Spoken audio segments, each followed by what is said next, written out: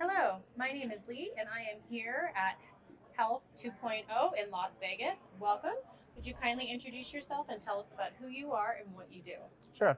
Thanks so much for having me. It's definitely been an honor and a pleasure being here at the conference. My name is Azmat Husain. I'm the Chief Medical Officer and co-founder for Personic Healthcare. We're a multidisciplinary healthcare company based out of Northern Virginia. We are in multiple different areas of healthcare. We pride ourselves in focusing on areas of definitive therapy and alternative or different areas of therapy.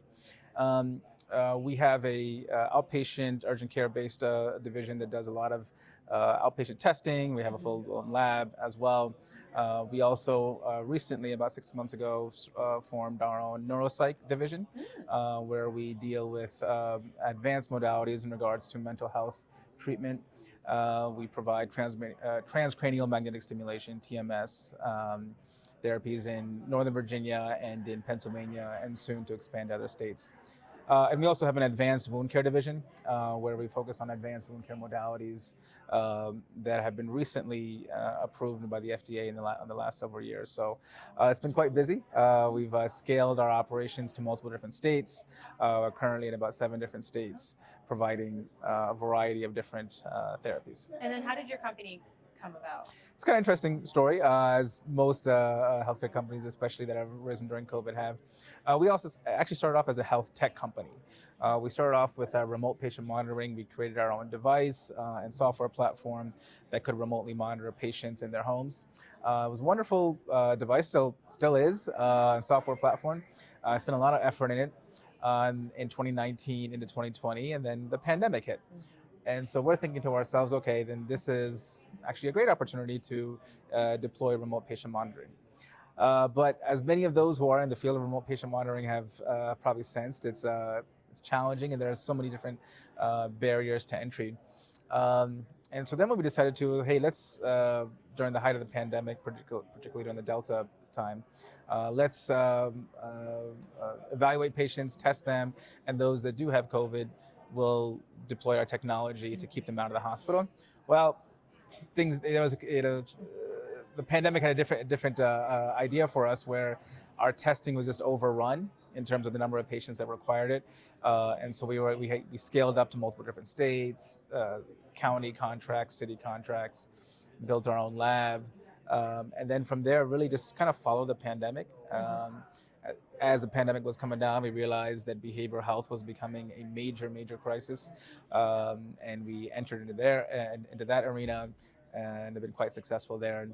And similarly, we recognized that elder care has really suffered during the pandemic.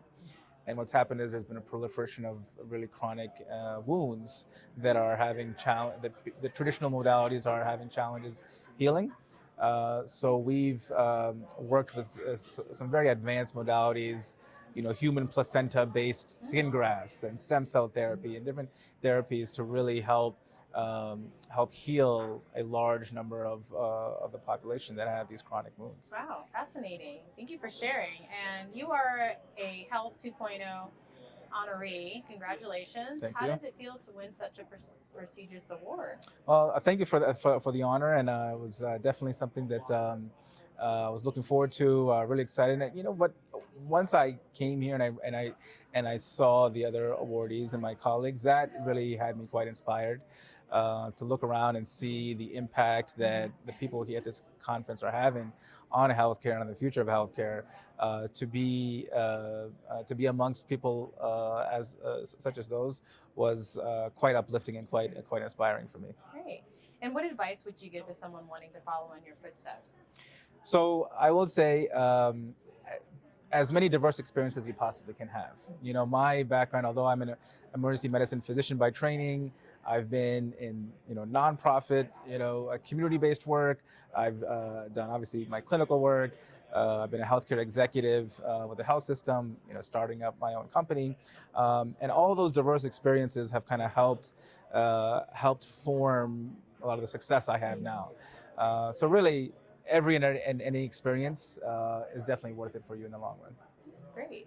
And tell us how your networking and collaboration has been here. Is this your first conference at Health 2.0? This is my first conference, and I didn't, just like with any conference, any place you go for the first time, you're not really sure what to expect.